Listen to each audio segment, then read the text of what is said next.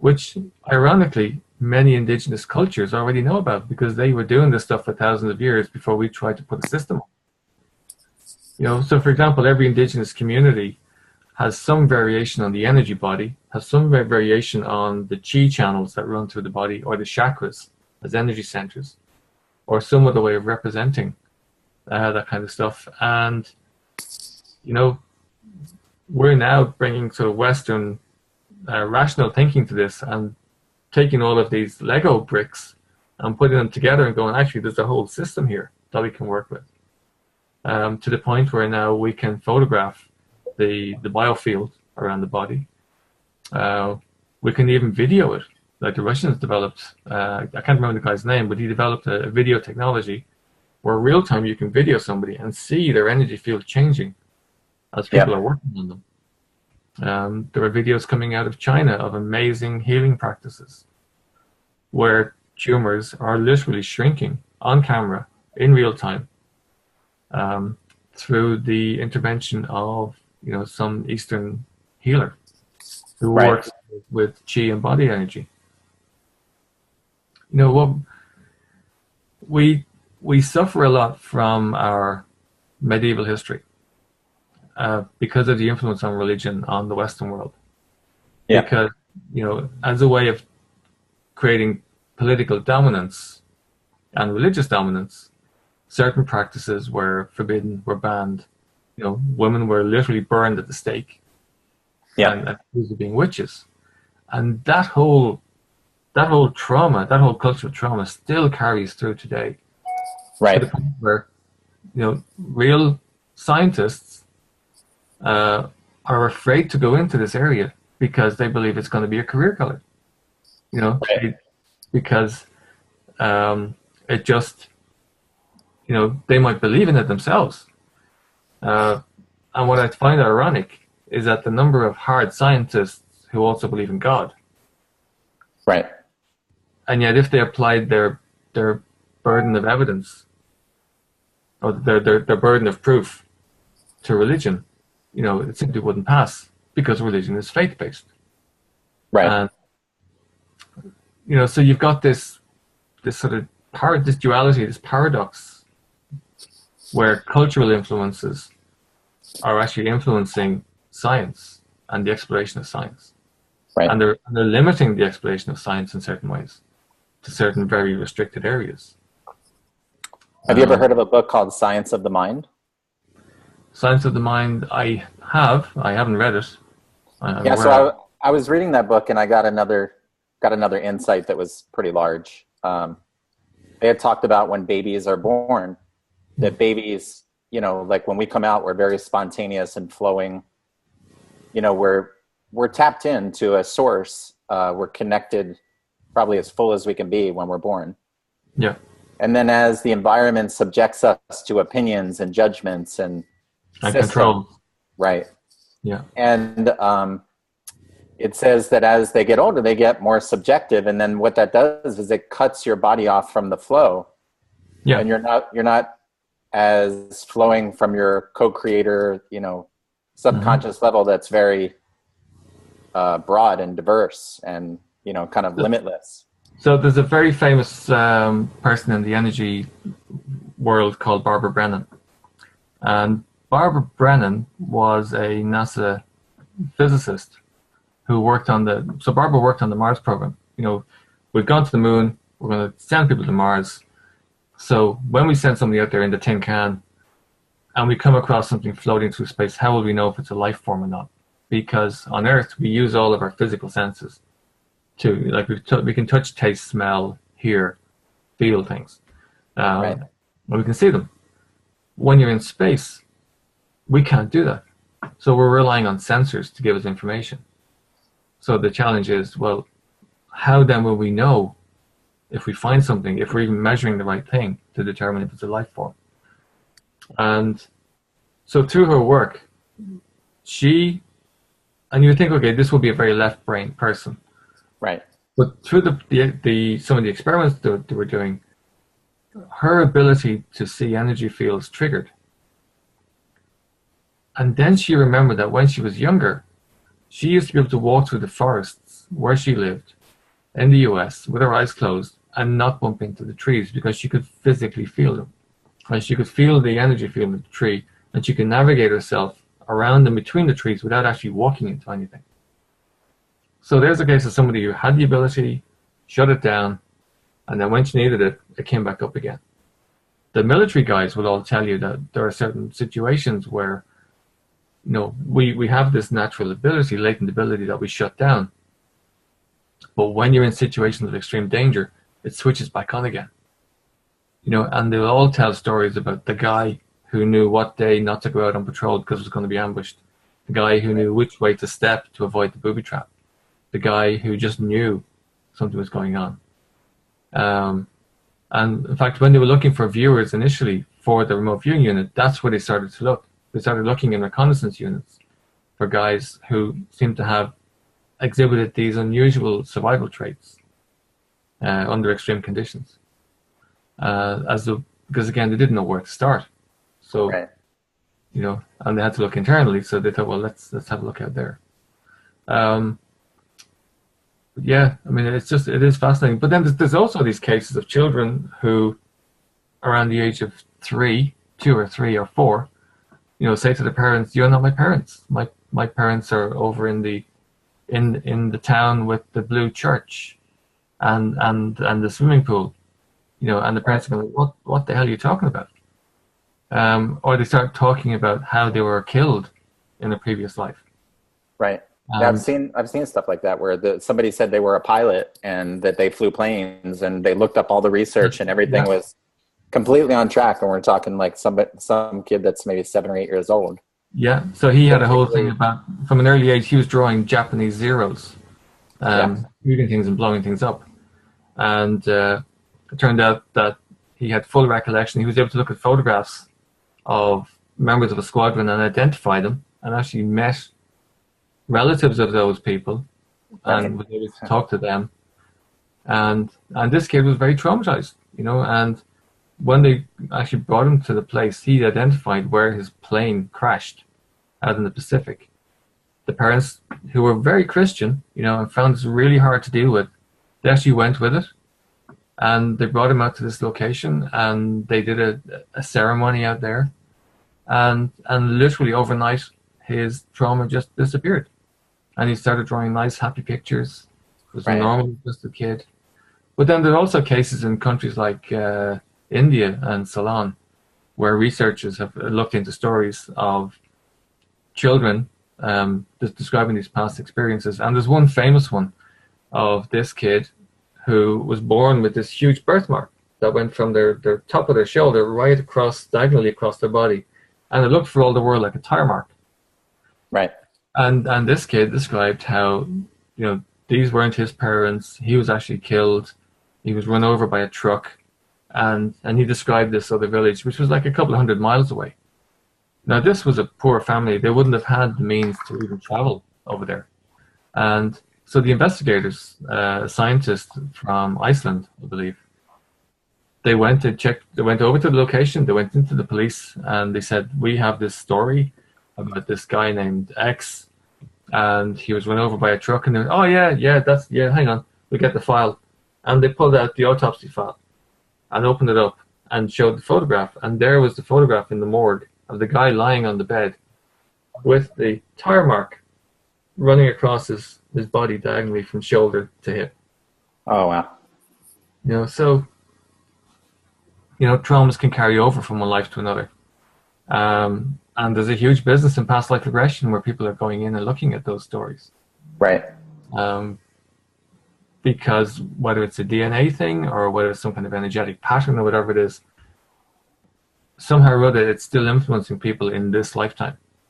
Right.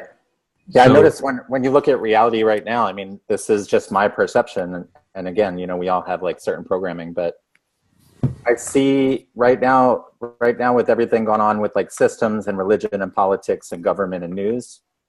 Fear. Seems, a lot of stuff with fear where I feel like when I read that book, Science of the Mind, I totally got the fact that all this outer influence is a way to disconnect people from their inside. But if you look at life, in my opinion, you'll look at some people perhaps they're not vibrating at a very high state and they're very reactive, and they're more so like the person sitting in the stands kind of observing the game.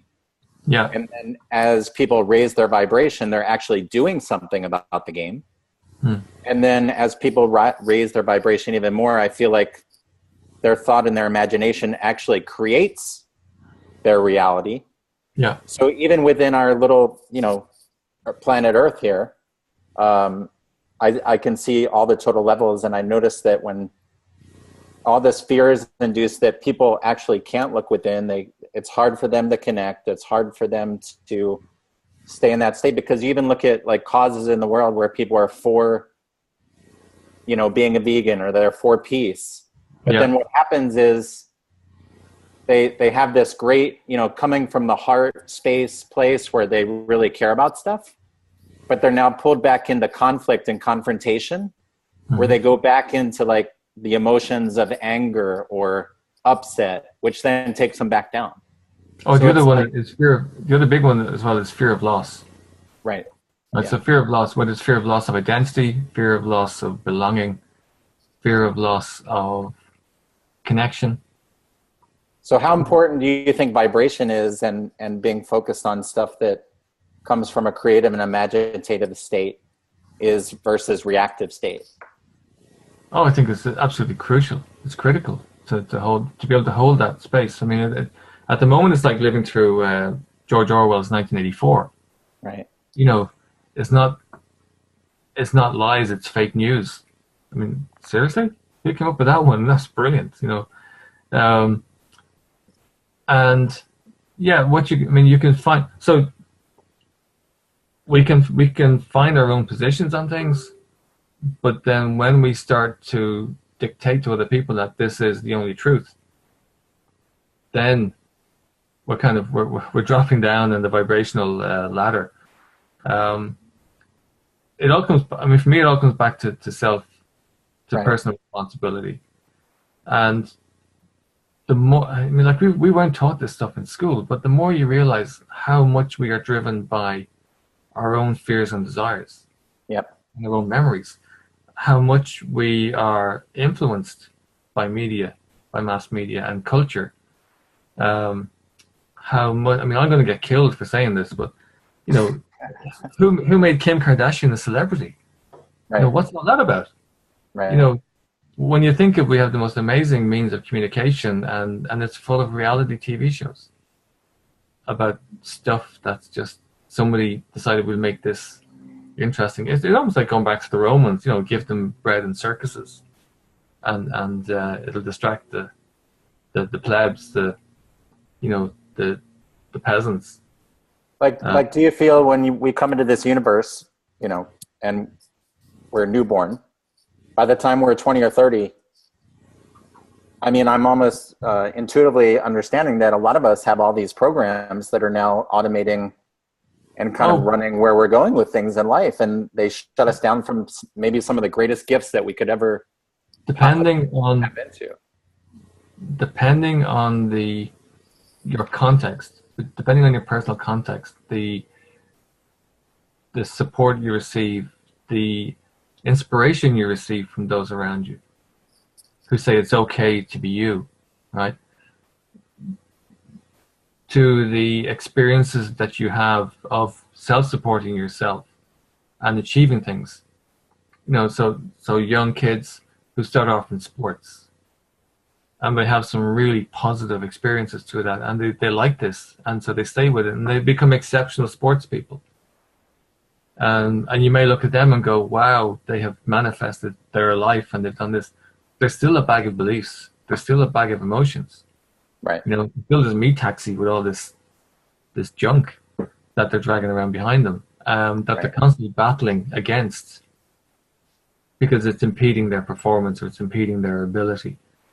But you can find people who have been given amazing support as children, and they turn into the most amazing, creative, imaginative human beings. But we all have shadows, Right. But the more you look into the darkness of the shadow, the more you realize how much light there is, to the point where you can then start shining that light into the shadows to see what's in there, and realizing that it's not actually that scary. It's just stuff that's filling up the closets that you need to get rid of. Right. And as you do, it makes more space in your life for better choices, more educated choices, more inspired choices. Right. Because again, the more you clear out the shadow, the more your intuition starts kicking in, because you're now listening to your body and your mind in a different way. It's less distracted. You're hearing the quiet voice. And again, like any muscle, the more you practice it, the more you do things that reinforce that experience and say, wow, I saw a car registration plate and it had 3 numbers on it that really caught my eye. And hey, what the hell, I decided to do the pick 3. Right. And, and I won $50 or $500, whatever. And some people go, oh, well, that's just pure coincidence or chance. Really? Or was it some signal that because you listen to it now, it's going to get stronger? Right. And it's going to give you something more. Next time, you might get even more information. So that, for me, that's what this is all about. It's right. All, if you separate yourself out from all the noise, we're all on a personal journey. Yeah. Of experiencing this physical reality and discovering that we are much more than this physical reality, and that we're all connected at some level. Right. Yeah, I think it's important to focus on what feels good, because so many times I think we get we just get off track, and I think when we feel good and our vibration is high, we're actually open to receiving a lot more. It's almost like kids. When kids are in a really positive mood, they're really good at receiving information. But if they're not in a good mood and they're hungry, and they're not going to receive any information. Sure. So I think what we need to do is unload what we have in our mind. One of the famous things I've heard before is on the other side of nothing is everything. But if you have your space filled with a lot of stuff, there's no room for anything else in that space. So you have to unload that space. And that applies both to our mental space and our physical space too. Right. Which reminds me, I've got to be a big clear out on my office. Cool. So I know you offer classes, and we talked, and if anybody's interested in remote viewing classes, my goal, I told you, is to have a class in Los Angeles, in the next 5 to 6 months, where we bring a bunch of like-minded people together that would be interested in taking those classes, and have you come out from Ireland, and then I'm telling people to stay tuned, because I think this topic is really, really interesting in my viewpoint. From a different perspective, there's people out there that have startups and businesses and real estate. I mean, there's a lot of really interesting facets of remote viewing. Yeah. And the applications are only limited by your imagination. Right. To be honest. Right. I've had people come to me and go, oh, could you use it for this? And I go, God, yeah, I never even thought of using it for that before. But the only caveat I'll put on is that I teach small classes. So I don't do 40 people in the room. You can't learn that way. Right. I do small classes of 6, maximum 8 new students in a class, because we want to train people and make sure they get, I want to make sure they get one-on-one, because I need to know that they have got the foundation, that they've got all of the steps very clear. So when they go home and do the practice work, the process isn't going to get in the way or fail them. Like I said, I'm an architect. For me, buildings have a foundation. You get a foundation, you got to make it strong. You build a structure on top of that, and then you flesh it out with the skin. And this is exactly the same. That somebody who learns this has got to get the foundation right. If it's cracked in any way, everything else that you put on top of that's going to fall apart. I'm sure you've seen that movie Inception. When you said that, Inception came to my mind, because they have to architect the dream in a specific way in order for things to work. Well, I just love the idea of the dream within the dream within the dream. I think that is a fantastic concept. Yeah. But yeah, I would love to go West Coast. I love going to the US anyway. Yeah. And I've got a lot of friends over there who might come out of the woodwork as well to come join the class. Because my deal as well is that when somebody takes training with me, they can come back and train to the same level for free as many times as they want. They can take the class as many times. They can audit the class as many times. Because every time, and I did this with my trainer, that was Lyn's deal with me. I did the basic class, I think probably 6 times. And every time, I swear to God, I heard something that I swore I did not hear in any of the previous classes. Right. Because there's just so much in it and so much experience that can be brought to it. And so can kids do this too? I have an 8-year-old daughter. She's like, can I take the class? Yeah. Absolutely. Yeah. And, and the great thing is they'll do really well because they haven't got all the junk yet. Right. Or the police. In fact, actually, as an aside, so by accident, the military unit in Fort Meade discovered that there was a Chinese psychic spying program. Yep. When they used their own process to investigate it, one of the things they discovered is that they used children up to the age of 13. And then after that, they send them home.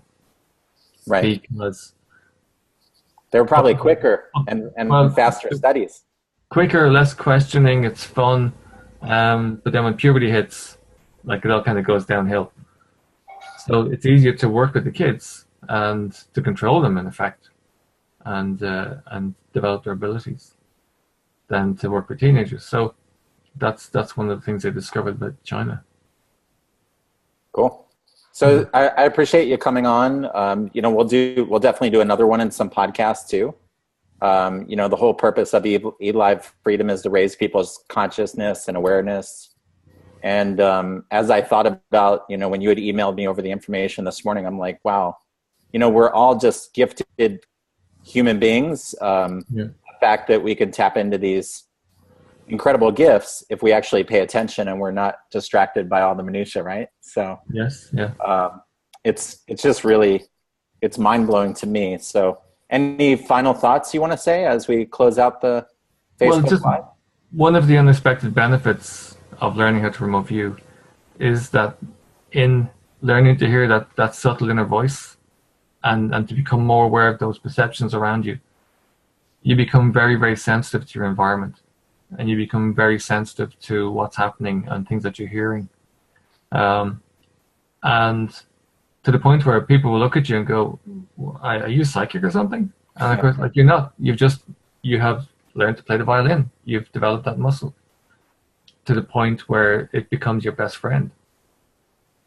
And will just support you for the rest of your life in ways that you can't even begin to imagine. So it's worth the effort. Cool. Well, thanks so much for taking out the time. And thank you for the opportunity to be here. Oh, yeah, absolutely. I'm so gracious and grateful that you connected with me and took the time out. You really have a passion for what you do, and it looks like you really enjoy it. So, great. Well, thank you very much. And I'd say good night from Ireland. All right, cool. All right, good night from Westwood, California. Take care. All right, have a good one. Thanks. You too. All right, bye-bye. Bye.